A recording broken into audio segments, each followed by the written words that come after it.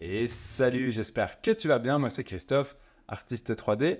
Dans cette nouvelle vidéo, on va passer en revue le top 5 des créations que j'ai réalisées durant le challenge du Sculptober. Allez, c'est parti!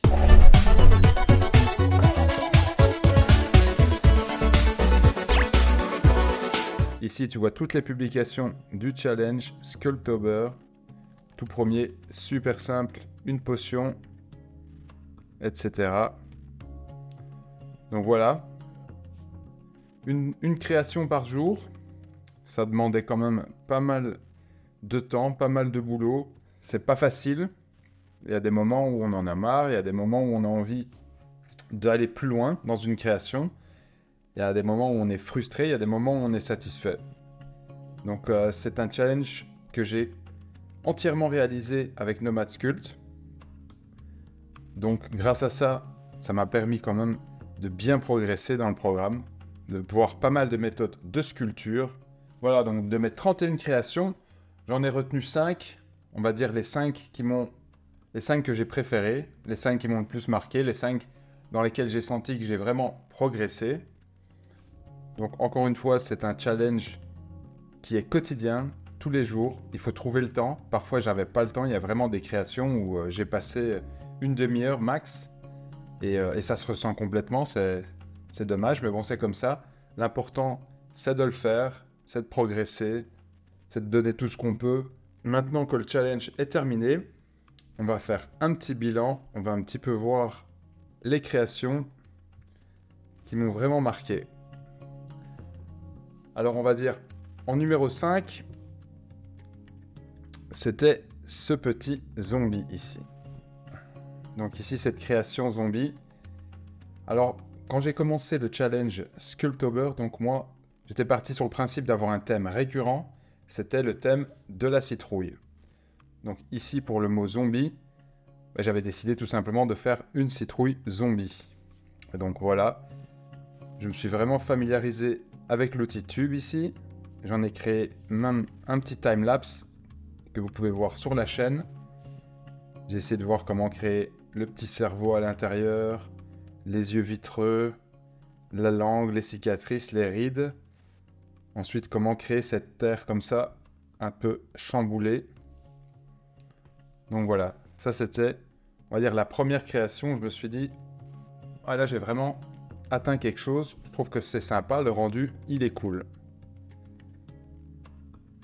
Ensuite, en numéro 4, il y a ici une petite dédicace à Georges Méliès. Donc là, j'en avais profité pour faire une petite animation. Vous l'avez peut-être vu ici, donc avec l'outil Layer. Donc j'en avais fait aussi une petite vidéo tuto pour animer les personnages. Voilà, tout ça. On enlève les effets post-process, on voit les petites étoiles qui ne sont pas floutées. Ici aussi pour simuler la galaxie, la Voie lactée, une sorte de tube qui va dans tous les sens, qui est transparent. Ce genre de choses. Et alors là, la fusée en forme de citrouille. Un petit effet de flamme. Pour ça, c'était aussi bien sympa. La sculpture de la Lune. C'était un petit projet pas trop compliqué, mais je me suis bien amusé à le faire et j'ai trouvé sympa au final. Alors, en numéro 3, le thème c'était rétro. Alors là, étant fan de Cuphead, quand j'ai vu le mot rétro, j'ai directement pensé à faire ce genre de style. Donc, un petit cartoon en tête de citrouille, les mains à la Mickey, en train de siffler comme ça. Je trouvais ça vraiment... Donc rien de compliqué, hein. Franchement, là, il n'y a rien de spécial. Des tubes pour les jambes, quelques bouléens ici pour les chaussures. La soustraction bouléen ici, pareil. Donc là, vraiment, rien d'extra. Une structure vraiment à l'arrache. Vraiment pas l'idéal, mais quand on n'a pas beaucoup de temps, quand on a peu de temps par jour comme ça à consacrer à une création et qu'on a une idée bien précise en tête, on fonce. Alors, en numéro 2, celle que j'ai bien aimée, c'est la gothique. Alors là, j'ai pas du tout été inspiré par Mercredi au départ. C'est en faisant sa tête de citrouille blanche et en cherchant après une coupe de cheveux gothique que je suis tombé évidemment sur les tresses. Et je me suis dit, bon, allez, go. Alors, vous voyez, hein, les bras, les jambes, vraiment rien de... C'est vraiment rien de compliqué. Le nœud de papillon, la dentelle, tout ça. Je suis un petit peu donné pour la coupe de cheveux. Et alors pour un petit peu... donner un arrière-plan. Ici, vous voyez la réflexion dans le socle. Donne vraiment bien aussi, c'est sympa. Et alors avec ce halo orangé à l'arrière, hein, en mettant une lampe ici, qui réfléchit sur le cercle. Ça donne des effets de dégradé comme ça. C'est sympathique aussi. Alors pour créer ça, c'était vraiment aussi uniquement des booléens. Des booléens de petits cubes comme ça, qu'on trime à gauche, à droite. Et très peu de résolution. Ça reste de l'arrière-plan, c'est pas nécessaire d'avoir énormément de résolution. Celle-là, elle m'avait bien plu aussi. Vous l'auriez sûrement remarqué parce que c'est ce que j'avais mis en fond d'écran. Et alors, celui qui a eu le plus de succès, étrangement, on va dire. Après, il était sympa, je dis pas, hein, mais c'est celui-là. Donc, la chimère. Même principe que précédemment, une sphère comme ça à l'arrière pour un petit peu contourer le personnage. Ensuite, la crinière du lion, qui est en fait une citrouille. Hein. Pour ça qu'il y a la tute verte au-dessus. Alors, la tête de bouc qui sort de par la crinière. Ici, en train de se moquer. Et la queue de serpent.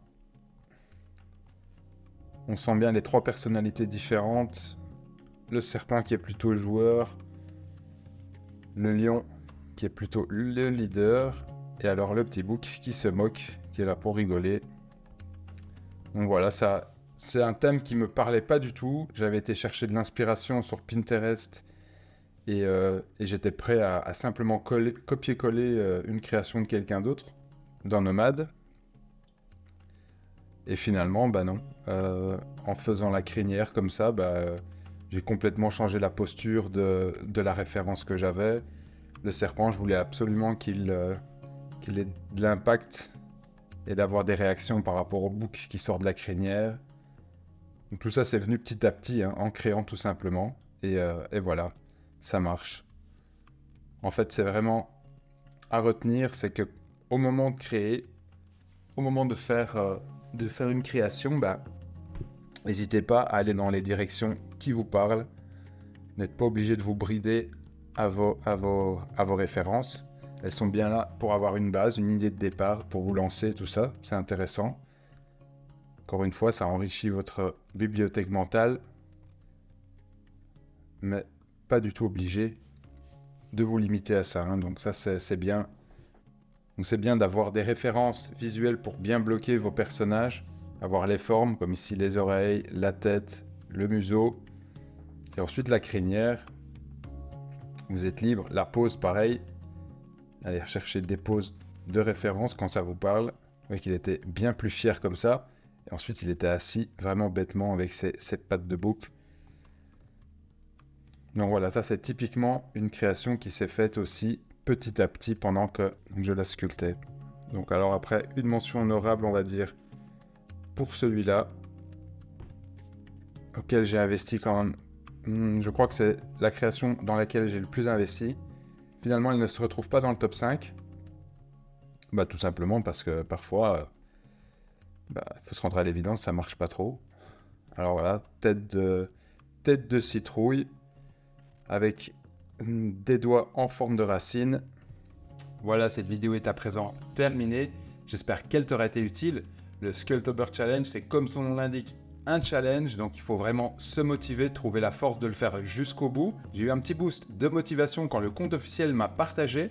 Donc ça m'a vraiment donné envie de continuer le challenge. J'ai vraiment eu l'impression de participer. Vers le milieu, j'étais vraiment à bloc. J'avais envie de faire des créations de plus en plus poussées. J'étais motivé et tout. Et vers la fin, j'ai de nouveau eu un coup de mou où j'avais du mal. J'avais pas d'inspiration, j'avais plus le temps, j'étais pas motivé. Mais au final, ce qui comptait, c'était de le faire jusqu'au bout. Quoi qu'il arrive, même si tes créations, tu les trouves pas top au début, c'est pas grave. L'important, c'est de pratiquer régulièrement. Après, ça doit pas être tous les jours comme pour le challenge ici. C'était juste un prétexte aussi pour se forcer, pour voir ce qu'on peut faire quand on se force, pas non plus de se dégoûter. Donc, il faut vraiment rester motivé et avoir envie de toujours progresser. En tout cas, pour moi, ce challenge, il m'a permis de bien progresser. J'ai pu vraiment donner plus de vie à mes images, essayer d'aller plus en profondeur, de prendre parfois quelques raccourcis. Le bilan après 31 jours du challenge Sculptober, pour ma part, c'est vraiment d'avoir eu une évolution constante, d'avoir vu comment j'utilisais le programme au départ, comment je l'utilise actuellement. J'ai vraiment senti que je progressais, que je maîtrisais de mieux en mieux l'outil. Si tu n'as pas su participer à ce genre de challenge, c'est pas grave. Le but, c'est vraiment de trouver de la motivation, de pratiquer tous les jours, d'essayer des nouvelles techniques, d'aller voir de l'inspiration ailleurs, d'essayer de comprendre les formes et tout ça. Moi, je te dis bonne sculpture, libère ta créativité et à la prochaine. Ciao!